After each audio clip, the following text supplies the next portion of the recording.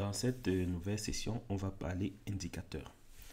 Dans les sessions précédentes, on avait vu qu'on pouvait utiliser Dynatrace pour faire du Real User Monitoring, donc la surveillance de l'expérience utilisateur. Quand on le fait, Dynatrace va collecter énormément d'informations sur les sessions des utilisateurs, le comportement des utilisateurs, collecter un certain nombre d'erreurs. Mais lors des formations que je fais en présentiel, assez rapidement, la question qui revient, c'est comment est-ce que en un seul coup d'œil, je peux connaître l'état de mon application. Et donc, c'est ça qu'on va développer dans cette nouvelle session. Et donc, pour le faire, on va retourner au sein de nos applications. Et donc, on va se rendre compte que déjà, au niveau du sommaire, il y a déjà un certain nombre d'indicateurs qui sont mis en avant par Dynatrace comme élément important sur l'expérience utilisateur. Et donc, on remarque un premier indicateur qui est ici, qui est ce qu'on appelle l'Abdex. Et donc, d'un seul coup d'œil, on peut donc se rendre compte que pour cette application, c'est dans un état inacceptable. Et puis, on a d'autres états. Et donc, à partir de ce seul et unique indicateur, on peut connaître l'état de l'application et donc comparer la qualité de nos différentes applications. Dans ce scénario, vous voyez, on a un Abdex différent pour chacune des applications. Et donc, lorsque vous sélectionnez une application, vous retrouvez bien à ce niveau l'Abdex. Et donc, lorsque vous cliquez dessus, vous avez un état. Et donc, son état va de 0 à 1. Dans cette nouvelle session, on va donc profiter de cela pour donc déjà présenter ces indicateurs.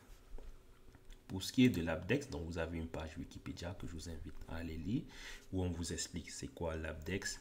Tout à l'heure, je vous ai dit que c'est un indicateur qui allait de 0 à 1, et donc on vous explique les différentes méthodes de calcul, et donc vous retrouverez bien la notation que vous retrouvez sur Dynatrace, avec un état inacceptable. Donc c'est le cas où l'Abdex est entre 0 et 0,49, et donc l'objectif c'est de vous retrouver dans un état excellent. Donc il faut un Abdex qui est entre 0,94 et 1.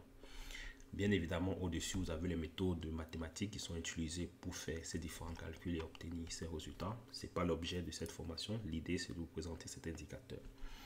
Dans l'indicateur Abdex, c'est un indicateur qui n'est pas propre à Dynatrace. C'est vraiment un indicateur qui est en standard ouvert, développé par une alliance d'entreprises. Donc, bien évidemment, cela veut dire qu'il y a différents contributeurs et dont Dynatrace n'est qu'un exemple de contributeurs. Et donc, Dynatrace a choisi cet indicateur pour évaluer la qualité de votre application. Bien évidemment, en bas de la page wiki, vous avez la page officielle de Abdex, dans laquelle vous pourrez retrouver d'autres informations et notamment quelles sont les applications qui vont utiliser cet indicateur. Donc, vous avez par exemple la partie Abdex Adopter, donc c'est les entreprises qui ont adopté. Vous retrouvez bien Splunk, vous retrouvez le site 24x7, vous retrouvez IP Label, et donc vous avez Datadog et bien évidemment Dynatrace qu'on a vu tout à l'heure. Ça, c'est un des indicateurs. À côté de ça, il y a Google de son côté qui a développé son propre indicateur qu'il a appelé les Core Web Vitals, qui est aussi un indicateur sur la qualité d'une application. L'approche est un peu différente, donc je vous invite à aller lire la documentation pour vous imprégner de la différence. Et donc pour ceux qui veulent une synthèse comparative, donc sur notre plateforme, si vous allez sur notre plateforme e-learning.ocentième.fr et vous allez dans la section articles, et donc lorsque vous êtes dans la section articles, vous allez dans observabilité, vous avez un article qui fait la comparaison entre l'Abdex et les Core Web Vitals. Et donc, lorsque vous cliquez dessus, donc vous retrouvez bien ces notions d'Abdex où on parle de notions de satisfaction tolérable et insatisfaisant. Et donc, vous avez aussi un petit résumé sur les Core Web Vitals dans lequel vous retrouverez bien 3 indicateurs importants pour le calcul des Core Web Vitals. Comme j'ai dit tout à l'heure, les Core Web Vitals sont aussi un indicateur sur la qualité applicative, mais contrairement à l'Abdex qui est un standard ouvert, ça c'est développé par Google. Cet indicateur, du moins ces indicateurs, puisque dans le cas du Core Web Vitals, vous avez 3 indicateurs, va être très important parce que Google va utiliser ces indicateurs pour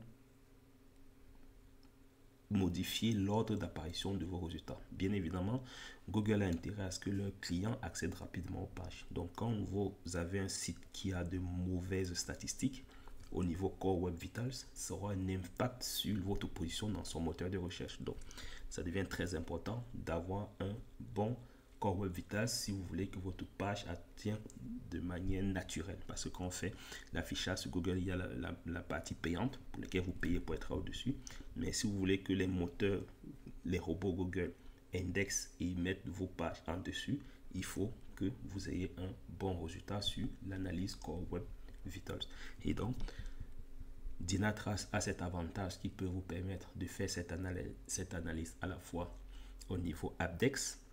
Donc Dynatrace fait le choix de mettre l'Apdex en avant, mais sur Dynatrace, vous pouvez aussi faire de l'analyse sur les Core Web Vitals et c'est ce qu'on va voir plus tard dans cette formation lorsqu'on verra la partie métrique. Comment est-ce que dans Dynatrace, on pourra retrouver ces trois indicateurs et donc faire des tableaux de bord aussi là-dessus. Mais l'élément que Dynatrace met en avant, comme on l'a vu tout à l'heure, c'est la partie Apdex. Mais dans Dynatrace, vous pourrez avoir accès aux deux indicateurs, l'Apdex et les Core Web Vitals. Et puis donc, bien évidemment, l'article vous explique les points forts et les points faibles et les méthodes de comparaison de ces différentes métriques. Et puis bien évidemment, à la fin, vous avez une partie un peu comparative. Et donc, vous voyez ici, on a quel type d'approche. Quand on fait de l'Apdex, on est plus sur une approche qu'on va dire une approche de type quantitative. C'est-à-dire que Dynatrace va prendre l'ensemble de vos pages et donc, pour cet ensemble de pages, va déduire un résultat parce que certaines pages vont se charger plus rapidement, d'autres un peu moins rapidement. Et donc, à partir de ça, il va déduire. Alors que lorsqu'on est sur les Core Web Vitals, c'est une approche plutôt qualitative. Donc, c'est comment est-ce que votre site répond. Donc, bien évidemment, idéalement, pour une bonne observabilité de votre application, il faut combiner les deux. Une approche quantitative et une approche qualitative. Donc, mes recommandations quand je fais de l'accompagnement, c'est de faire le mix entre les deux. Donc, bien évidemment, essayer d'avoir les meilleurs résultats sur ces deux indicateurs. Et c'est comme ça que vous pourrez améliorer l'expérience utilisateur sur vos différentes applications.